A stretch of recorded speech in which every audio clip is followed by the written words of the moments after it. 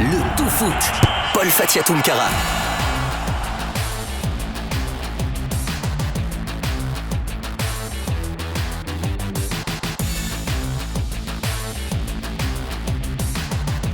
Bonsoir à toutes, bonsoir à tous. Merci de nous rejoindre sur l'Espace TV, votre chaîne de prédilection de proximité.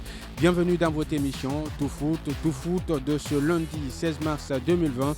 12 minutes pour comprendre la quintessence de l'actualité footballistique produite ici au Centre technique de Nongo, dont voici le sommaire.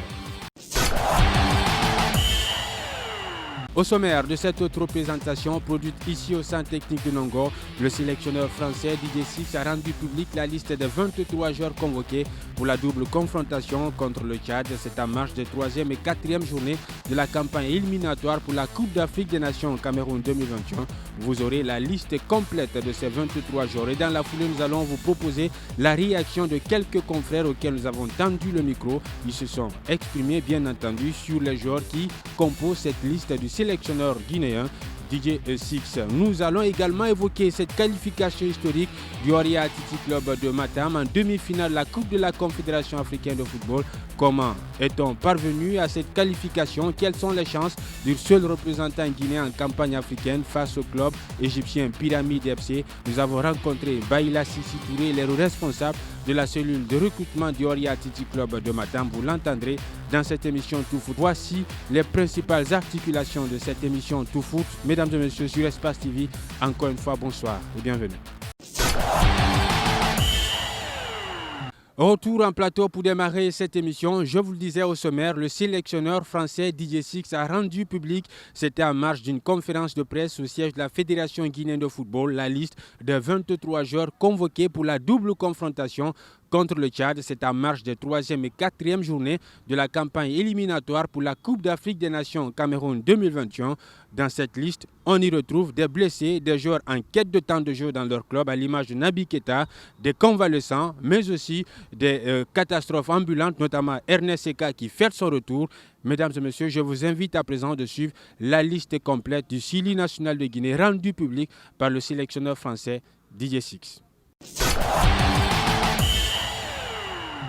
Ostersund pour Keita Ali, Kamara Moussa Oroya et Sila Sekou Felostar. Défenseur Sila Isiaga de Toulouse FC, Falette Simon de Fenerbahçe, Janvier Julien du FC Brentford, Angleterre, Sekou Kondé Châteauroux, Sanko Mohamed Baïsema qui joue à Ascoli, Seka Ernest à Nancy, Konaté Mori à Saint-Tron, Belgique, Kanté Ousmane au Paris FC.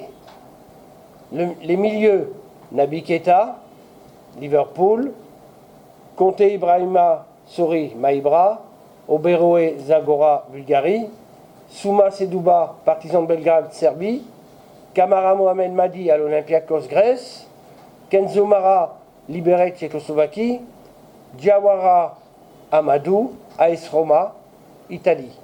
Kamara Ibrahima, Moriense, Portugal. Attaquant Kabassori, FC Midtjylland, Danemark. Kamano François, Bordeaux, France. Kamara Aboubakar Demba, Malaisie. Kanté Sori Martinez, Legia de Varsovie, Pologne. Et Diawara Moussa, Entag El Arbi, Égypte. Voilà les 23 qui ont été sélectionnés pour les 2 prochaines confrontations. Après la publication de cette liste de 23 joueurs convoqués, nous avons tendu le micro à quelques confrères qui n'ont pas donc caché leur mécontentement face à la qualité jugée très dérisoire de la communication du sélectionneur guinéen Didier Six. Didier Six d'ailleurs qui a fait une communication aux abois, qui a fait des acrobaties pour tenter de justifier des choix incompréhensibles. C'était dans cet élément de reportage réalisé par Mamadou Boiba, rendu en studio par Djibril Ba. Le sélectionneur a fait appel à des joueurs blessés ou qui sont de retour de blessure. Une décision incompréhensible pour ce journaliste. Écoutez, c'est en Guinée seulement, moi je vois un entraîneur qui fait appel à des joueurs qui sont blessés. Ça c'est surprenant. Simon Fallet est blessé avec son club Fenerbahçe en Turquie. Il est out pour 3 semaines, il est sélectionné, c'est une surprise. Ibrahima Kamara au Portugal, lui aussi, il revient de compétition, il est blessé, il a été sélectionné. Il y a eu Sedouba Souma, congolais aussi, qui joue avec son club Partizan Belgrade en Serbie, qui n'a pas repris la compétition, lui aussi qui est blessé. Et voilà, il y a eu Amadou Diawara avec l'AS Rome en Italie, lui aussi revient de blessure. La communication et les choix du sélectionneur ne font pas l'unanimité. D'ailleurs, le capitaine Ibrahima Traoré a démenti l'entraîneur. Et selon lui, il avait échangé longuement avec le capitaine de l'équipe nationale. Donc après juste cette conférence de presse, j'ai eu l'occasion d'échanger avec Ibrahima Traoré en personne. Selon Ibrahima Traoré, le dernier échange qui a eu lieu entre les deux remonte à 2019, avant le premier match amical que Didier Six a dirigé. Paul Put est parti, mais les pratiques qu'on a dénoncées à son temps continuent de plus belles selon ses confrères. Et à ce niveau, il ne faudrait pas aussi se fixer beaucoup sur Didier Six. Didier Six est entouré par des Guinéens. Il est épaulé par certains Guinéens dont je ne vais pas citer le nom ici. Et aussi, il pouvait apporter leur grain de sel à ce niveau. Il ne serait pas le seul responsable parce qu'il a un adjoint. Avant la publication de la liste, il va aussi au moins consulter ses adjoints pour dire « Ah, je veux sélectionner tel joueur par rapport à tel ». Donc aujourd'hui, il faut qu'on essaie de revoir un tout petit peu la copie de l'entraîneur, la façon de travailler avec l'équipe nationale. Sinon, on risque de se retrouver dans une situation qu'on ne pourra pas maîtriser. Aux dernières nouvelles, on apprend que la CAF a décidé de reporter ces rencontres prévues fin mars à une date ultérieure à cause du coronavirus. Je voudrais bien être sur le banc de Liverpool. Et vous l'avez sans doute compris, avec ce coronavirus qui frappe certains pays de l'Afrique, la Confédération africaine de football a donc décidé de reporter les matchs de la 3e et 4e journée de la campagne éliminatoire pour la Coupe d'Afrique des Nations Cameroun 2021. Le coronavirus d'ailleurs qui chamboule beaucoup d'événements sportifs à travers le monde. Si rien n'est fait pour vaincre ce virus, le monde risque de s'arrêter. Parlons à présent du Oria Titi Club de Matam. Vous le savez, ce représentant guinéen engagé en Coupe de la Confédération africaine de football, une compétition qui fait office à la petite sœur de la Ligue des champions africains de football. Il s'est qualifié, c'était donc le week-end dernier au stade du 28 septembre de Conakry à l'occasion de la manche retour des quarts de finale qu'il a opposé donc au club nigérien Eimba FC. Score final 2-0 pour les Rouges et Blancs de Matam. Les Rouges et Blancs de Matam retrouvent ainsi le dernier carré de la Coupe de la CAF après plusieurs tentatives infructueuses. Et nous avons rencontré Mbaïla Sissi Touré, le responsable de la cellule de recrutement du Oria Titi Club de Matam. On ne lui a pas posé la question de savoir ce qu'il ressent après cette qualification, parce que vraisemblablement, on savoure la victoire, on savoure la qualification, on en est très content, mais on lui a demandé tout de même quelle a été la recette, la clé de voûte de cette qualification du Oria Titi Club de Matam. Voici ce qu'il nous donne comme réponse. C'est à travers les échecs que naissent les victoires, comme le propriétaire Antonio Soare le disait à chaque fois. Donc du coup, il a fallu batailler dur de 2012 à 2020, je pense qu'il y a 8 ans. Déjà, moi, lorsqu'il a pris les rênes de ce club, il m'a confié les clés de la cellule de recrutement. Il y a eu des allées et venues des joueurs et finalement, il y a eu pas mal de remis-ménage au niveau des entraîneurs également. Donc du coup, je pense que quelque part, l'expérience aidant et avec tout le travail qu'on a eu à faire au sein de cette formation, que ce soit au niveau administration, que ce soit au niveau de l'encadrement et également le recrutement, je pense qu'aujourd'hui, le Oria est devenu une institution.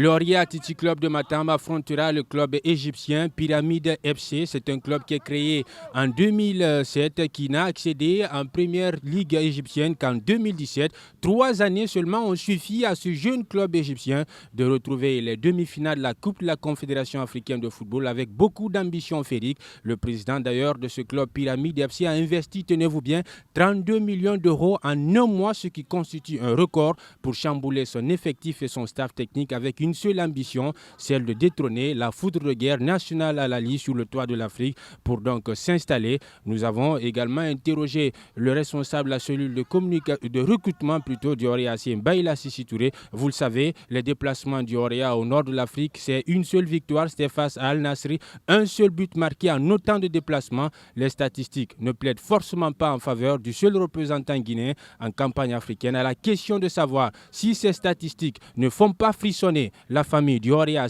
voici ce que Baïla Sissi Touré nous donne comme réponse, lui qui est d'ailleurs très optimiste et très confiant. On est devenu souverain à domicile et conquérant à l'extérieur. Donc du coup, il y a pas mal de choses qui ont changé. On a appris à ne pas perdre à l'extérieur. Et croyez-moi, on prend très au sérieux cette formation de pyramide. C'est vrai qu'ils ont des moyens, ils ont de gros moyens, mais forcément, ce n'est pas les gros moyens qui font d'un club l'un des meilleurs du continent. Parce que ce soit en Europe ou en Afrique, le Paris Saint-Germain et Manchester City en sont une parfaite illustration. Donc du coup, je pense qu'aujourd'hui, c'est l'expérience qu'il faut avoir, c'est les hommes qu'il faut à la place qu'il faut. Donc du coup, et puis également apprendre à travers ces échecs et là, essayer de colmater les brèches. Le match aller de ces demi-finales se jouera le 3 mai prochain. C'est en Égypte. C'est aussi l'avantage d'avoir terminé premier de sa poule. Le Oréa AC aura donc la chance de recevoir Pyramide FC au stade du 28 septembre de Conakry à l'occasion de la manche retour le 10 mai ici même à Conakry. Bonne chance au Oréa Athletic Club de Matam. Mesdames et messieurs, c'était l'essentiel de votre émission Tout Foot de ce lundi 16 mars 2020, produite ici au Centre Technique de Nongor. Merci à toute l'équipe technique qui m'a aidé à produire cette autre représentation. Il y avait derrière la caméra le perfectionniste Djibril Kaba Kamara, à la réalisation Steve Le Guinéen Kamara, ici pour vous servir, pour vous aider à mieux comprendre la quintessence de l'actualité sportive en 12 minutes. Paul Fatia Tunkara, le plaisir fut pour moi très exquis de vous avoir servi dans l'espoir de vous revoir le lundi soir à la même heure sur les mêmes antennes d'Espace TV. Je vous dis bonsoir. Le tout foot, Paul Fatia Tunkara.